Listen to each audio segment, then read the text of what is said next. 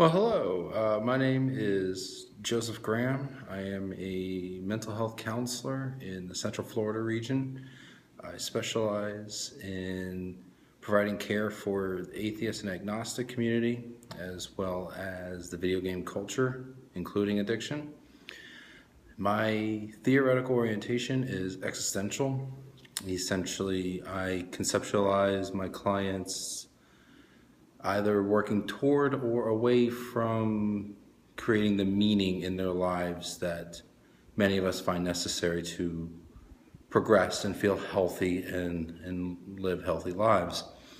And I've been asked to explain a little bit about what that looks like in practice, which is a very fair question because we learn about theories and sure, okay, that makes sense on paper, but what does it actually look like?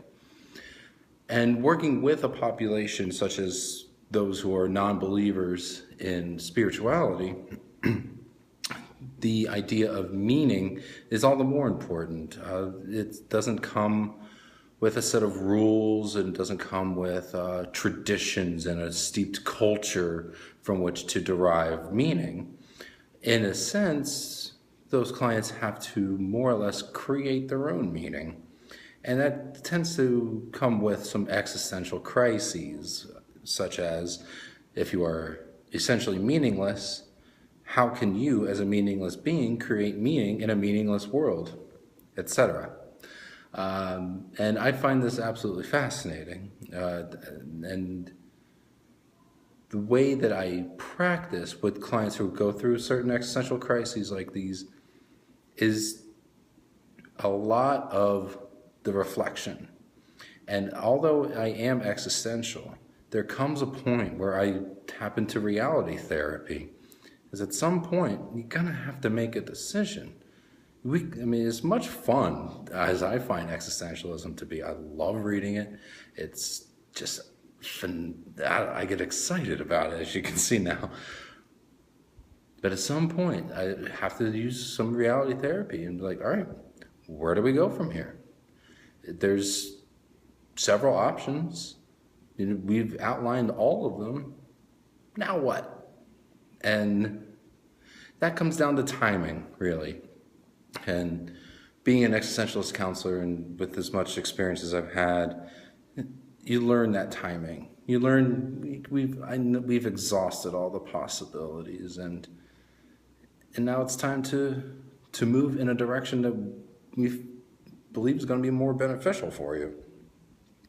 In addition, the way that I look at theory is that there's no one right theory for everybody. It's how you, as a counselor, conceptualize clients and change and problems. It's yours. It's how you see the world, and that's what you build from. You wouldn't want to just conceptualize your clients based on their, let's say, they're Hispanic, but they're also male, and they're Catholic, but they're questioning, and they're homosexual. It's much more complex than that. And so are we, as counselors. We're much more complex than just our theory. There's no wrong theory. And there's always something you can learn from everybody's point of view. Just as you wouldn't take that one client and focus on, all right, well, Hispanic, because that's the most important part. We're going to focus on that. And it's just, we're as complicated as our clients. And our theoretical orientation gives us that grounding that we can always go back to. We know, I know as an existentialist counselor, when all else fails and I feel like I'm treading water and we're not really going anywhere, I can go back to my theory to help guide and direct our conversations. And so your theory is you. And from there, you get to learn and adapt and add and add and add and be true to yourself.